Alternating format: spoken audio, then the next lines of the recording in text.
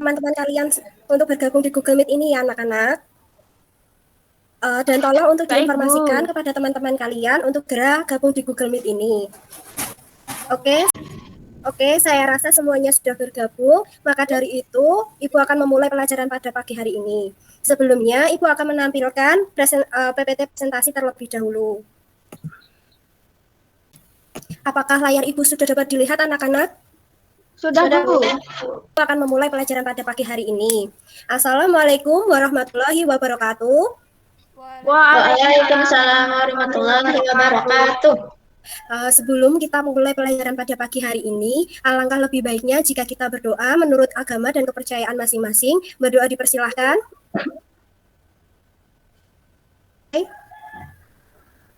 Selamat pagi anak-anak semuanya. Apa kabar? Pagi, Bu. Alhamdulillah. Alhamdulillah jika dalam keadaan baik-baik saja, sehat walafiat tanpa kekurangan suatu apapun. Dari masa pandemi COVID-19 ini, jangan lupa kita selalu menerapkan protokol kesehatan dimanapun kalian berada dengan mencuci tangan, memakai masker, serta menjaga jarak. Akan mengabsensi kalian semuanya apabila Ibu memanggil nama kalian, tolong dijawab hadir seperti itu ya. Baik, Bu. Ismi Nur Hasanah. Hadir, Bu. Rizky Nur Azimah. Hadir, Bu. Kusnul Febi Mokaromah. Hadir, Bu. Alhamdulillah hadir dalam keadaan sehat walafiat semuanya ya. Iya, Bu. Pada pagi hari ini kita akan belajar mengenai perwilayahan dan pusat-pusat pertumbuhan. Nah, adapun kompetensi dasarnya sebagai berikut. Yang pertama yaitu memahami konsep wilayah dan perwilayahan dalam perencanaan tata ruang nasional, provinsi, dan kabupaten atau kota. Yang kedua adanya indikator pencapaian. Nah, yang pertama yaitu menganalisis konsep perwilayahan serta pusat pertumbuhan. Yang kedua yaitu menganalisis usaha pembangunan serta tujuan pembelajarannya sebagai berikut. Peserta didik diharapkan mampu memahami serta menyimpulkan konsep perwilayahan serta pusat-pusat pertumbuhan berdasarkan penjelasan serta video yang diberikan oleh guru secara baik dan benar. Yang kedua, yaitu peserta didik diharapkan mampu untuk mengidentifikasikan permasalahan dalam usaha pembangunan wilayah dengan cara berdiskusi secara terstruktur dengan benar, serta peserta didik mampu menggunakan peta digital yang sudah disediakan dengan baik dan benar. Sebelumnya, apakah masih ada yang ingat minggu lalu kita belajar mengenai apa? Masih, Bu, masih ingat. Minggu lalu kita mempelajari tentang Bu. Ya, minggu lalu kita belajar tentang apa ya? Minggu lalu kita mempelajari wilayah, Bu. Bisa dijelaskan konsep wilayah itu seperti apa? Wilayah itu merupakan bagian dari permukaan bumi yang memiliki karakteristik tertentu dan berbeda dengan wilayah yang lain. Seperti itu, Bu. Oh ya, betul sekali yang disebutkan oleh si Azima. Jadi wilayah merupakan bagian itu dan berbeda dengan wilayah yang lain. Yang kedua yaitu menurut Air Education, a region is an outward physical condition are homogeneous, atau yang lainnya yaitu wilayah adalah sesuatu yang kondisi fisiknya secara homogen atau sama. Nah, sebelumnya Ibu akan menampilkan video mengenai materi pada pagi hari ini. Materi pagi hari ini kita akan belajar tentang perwilayahan dan pusat-pusat pertumbuhan. Tolong untuk diperhatikan videonya terlebih dahulu ya. Baik, Bu. Apakah video Ibu sudah dapat dilihat? Sudah, Bu. Baik, Bu.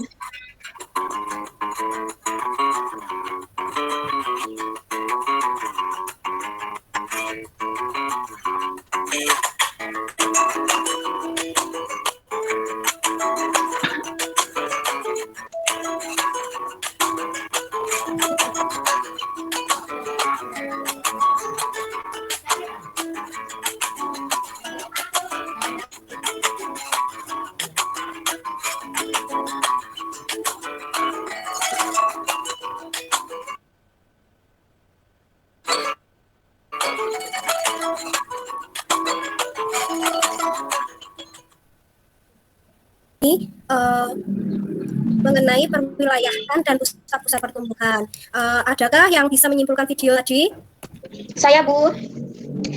Ini siapa ya? Ismi, Bu. Mbak Ismi, silahkan. Dari video tadi kita dapat mengetahui bahwa perwilayahan atau yang dalam geografi disebut juga sebagai regionalisasi merupakan suatu upaya untuk mengelompokkan atau mengklasifikasikan unsur-unsur yang sifatnya sama. Begitu, Bu. Ya, betul sekali Ismi. Jadi, perwilayahan atau dengan geografi disebut juga regionalisasi itu merupakan upaya untuk mengelompokkan atau mengklasifikasikan unsur-unsur yang sama. Seperti itu. Yang kedua, tujuan regionalisasi atau perwilayahan itu sendiri yang pertama yaitu membantu memisahkan dari yang berguna dengan yang kurang berguna. Yang kedua yaitu mengurutkan keanekaragaman di bumi. Yang ketiga memantau perubahan-perubahan yang terjadi baik gejala alam maupun manusia. Yang ketiga, yang keempat maksud Ibu menyederhanakan informasi dari suatu gejala atau fenomena di permukaan yang sangat beragam. Nah, perwilayahan sendiri ini dapat dibagi menjadi tiga, yaitu perwilayahan secara fungsional, yang kedua perwilayahan secara formal, yang ketiga yaitu perwilayahan secara geografis. Yang pertama yaitu perwilayahan secara formal. Nah, atau objek yang berada di tempat tersebut atau perwilayahan berdasarkan administrasi pemerintahan. Contohnya yaitu daerah pegunungan. Nah, mengapa daerah pegunungan ini disebut perwilayahan secara formal? Karena penamaan ini berdasarkan pada ciri-ciri morfologi yaitu suatu daerah yang memiliki ketinggian di atas 600 meter dpl. Yang kedua yaitu perwilayahan. Nah, perwilayahan secara fungsional ini didasarkan pada fungsi atau asal-usul perkembangannya. Contoh yaitu wilayah konservasi. Nah, mengapa wilayah konservasi ini disebut wilayah secara fungsional? Karena didasarkan pada fungsi atau diperuntukkan bahwa daerah tersebut harus dipertahankan sesuai dengan fungsinya. Yang ketiga yaitu fenomena geografis. Nah, perwilayahan atau objek pada fenomena geografis seperti atmosfer, litosfer, hidrosfer, biosfer, dan antroposfer. Contohnya yaitu wilayah yang berdasarkan atmosfer, yaitu perwilayahan berdasarkan iklim posisi matahari dan iklim ketinggian tempat. Yang perlu dipertanyakan? Belum, Bu. Tidak, Bu. Baiklah, kita lanjutkan. Selanjutnya, kita akan belajar mengenai teori pusat-pusat pertumbuhan. Nah, teori pusat-pusat pertumbuhan ini dapat dibagi menjadi tiga, yaitu adanya yang pertama yaitu sektor teori dari Hoyt, yang kedua yaitu teori tempat sentral atau central place theory, yang ketiga yaitu teori kutub pertumbuhan. Yang pertama yaitu sektor teori dari Hoyt. Nah, menurut teori ini struktur ruang kota cenderung berkembang berdasarkan sektor-sektor pada berdasarkan lingkaran-lingkaran konsentrik. Nah, pusat daerah kegiatan terletak di tengah pusat yaitu di sini. Menurut sektor-sektor yang bentuknya mempunyai irisan kue bolu, hal ini dapat terjadi akibat faktor geografis seperti bentuk lahan dan pengembangan jalan sebagai sarana komunikasi dan transportasi. Yang kedua yaitu teori tempat sentral atau central place theory. Nah, menurut teori ini tempat sentral dan daerah yang dipengaruhinya atau komplementer pada dasarnya dapat hierarki 3 atau K3, hierarki 4 atau K4, dan hierarki 7 atau K7. Nah, di samping ini merupakan gambar dari hierarki K3, merupakan pusat pelayanan berupa pasar yang selalu menyediakan bagi daerah sekitarnya, sering disebut pasar optimal. Wilayah ini selain mempengaruhi wilayahnya sendiri, juga mempengaruhi sepertiga dari masing-masing wilayah tetangganya. Yang kedua yaitu hierarki K4, yaitu wilayah ini dan daerah sekitarnya yang terpengaruh memberikan kemungkinan jalur lalu lintas yang paling efisien. Tempat sentral ini disebut pula situasi lalu lintas yang optimum. Situasi lalu lintas yang optimum ini memiliki pengaruh setengah bagian di masing-masing wilayah tetangganya. Yang ketiga yaitu hierarki K7, yaitu wilayah ini selain mempengaruhi wilayahnya sendiri juga mempengaruhi seluruh bagian atau satu bagian masing-masing wilayah tetangganya. Wilayah ini disebut juga situasi administratif yang optimum. Situasi administratif yang dimaksud dapat berupa kota pusat pemerintahan. Nah, hierarki K7 ini memiliki pengaruh tempat sentral yang diukur berdasarkan hierarki tertentu dan bergantung pada lulusan heksagonal yang dilingkupinya. Nah, yang ketiga yaitu teori kutub pertumbuhan. Nah, Pereyo pada tahun 1955 mengupakan tentang teori kutub pertumbuhan atau growth pulse theory. Dalam teori ini dinyatakan bahwa pengembangan kota atau wilayah dimanapun bukan merupakan suatu proses yang terjadi secara serentak, tetapi muncul di tempat-tempat. Nah, tempat-tempat atau kawasan yang menjadi pusat pembangunan tersebut dinamakan pusat-pusat atau kutub-kutub pertumbuhan. Seperti itu.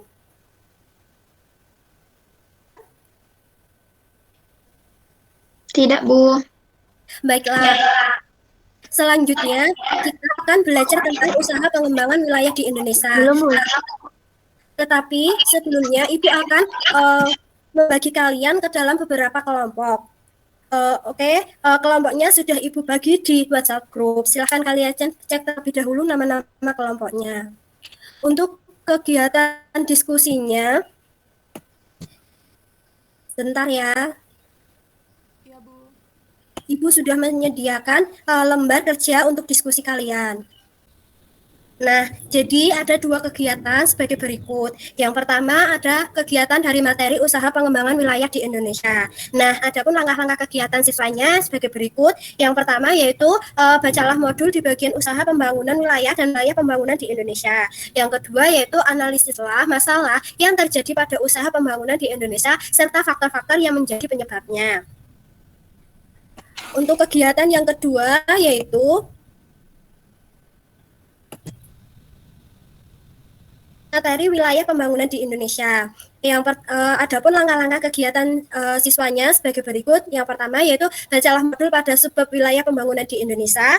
Setelah itu amatilah peta yang sudah disajikan di bawah ini. Sebut dan jelaskan wilayah mana saja yang termasuk dalam wilayah pembangunan di Indonesia.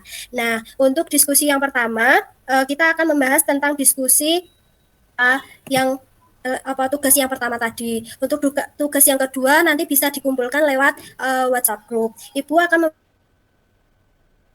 20 menit untuk kalian mengerjakan kedua tugas tersebut. Oke? Baik, Bu. Kita mulai dari sekarang ya. Iya, Bu. Oke, saya rasa waktu 20 menit itu sudah berlalu dan silahkan ada kelompok yang ingin mempresentasikan. Baik, Bu. Siapa yang mempresentasikan? Saya, Bu. Silahkan. Baik, Bu. Permasalahan yang pertama yang terjadi yaitu ada kemiskinan. Tingkat kemiskinan yang cenderung tinggi, jumlah kemiskinan tinggi akan menjadi beban bagi pemerintah. Anggaran untuk pembangunan wilayah pada akhirnya digunakan untuk membantu warga yang miskin. Terus yang permasalahan yang kedua yaitu tingginya jumlah penduduk. Jumlah penduduk dan persebaran tidak merata. Jumlah penduduk di Indonesia menempati urutan keempat terbanyak di dunia. Namun jumlah ini tersebar secara tidak merata di Indonesia. Sebagian besar penduduk tersebar di Pulau Jawa dan Sumatera. Yang selanjutnya, permasalahan yang selanjutnya yaitu ada sistem pembangunan belum merata dan bersifat sektoral. Pada umumnya di daerah Indonesia, pembangunan gencar terjadi pada daerah yang memiliki penduduk padat seperti Pulau Jawa. Dan perlu diadakan pembangunan secara merata di segala sektor agar wilayah yang lain juga dapat berkembang. Selanjutnya akan dijelaskan oleh rekan saya. Ya, selanjutnya di sini saya akan menjelaskan mengenai faktor penyebab. Yang pertama adalah gejolak SARA. Adanya perbedaan suku, ras, agama, dan antar golongan dapat dimanfaatkan oleh kelompok tertentu untuk menimbulkan gejolak SARA yang mengancam persatuan dan kesatuan Indonesia.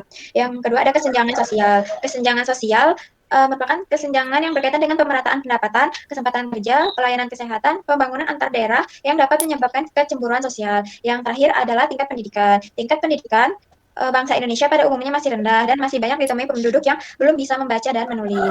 Sekian presentasi dari kelompok kami. Ada salah dan kurangnya kami mohon maaf. Wassalamualaikum warahmatullahi wabarakatuh. Ya, betul sekali apa yang kelompoknya si Azimah tadi. Terdapat beberapa faktor penyebab, yaitu adanya gejolak SARA, kesenjangan sosial, dan tingkat pendidikan. Nah, seperti itu tadi materi pada pagi hari ini dapat disimpulkan sebagai berikut. Nah, Perwilayahan merupakan bagian dari sebuah permukaan bumi yang dikelompokkan menjadi satu atau menjadi wilayah secara homogen. Seperti itu untuk memisahkan dari wilayah yang berguna dan wilayah yang tidak berguna. Link evaluasi yang bisa kalian isi sebagai berikut. Sebentar ya. Nah, link evaluasinya nanti Ibu akan kirim lewat WA group, bisa kalian isi. Adapun nilai KKM minimal yang harus kalian capai yaitu 75. Dan apabila kalian belum mencapai KKM, kalian bisa mengerjakan soal pengayaan dan remedial untuk mencapai hasil yang maksimal. Nah, untuk selanjutnya kita akan mempelajari tentang negara berkembang dan negara maju. Oke, terima kasih karena telah mengikuti pelajaran pada pagi hari ini. tetap semangat dan selalu jaga kesehatan. Akhirul kalam, wassalamualaikum warahmatullahi wabarakatuh. Waalaikumsalam warahmatullahi wabarakatuh.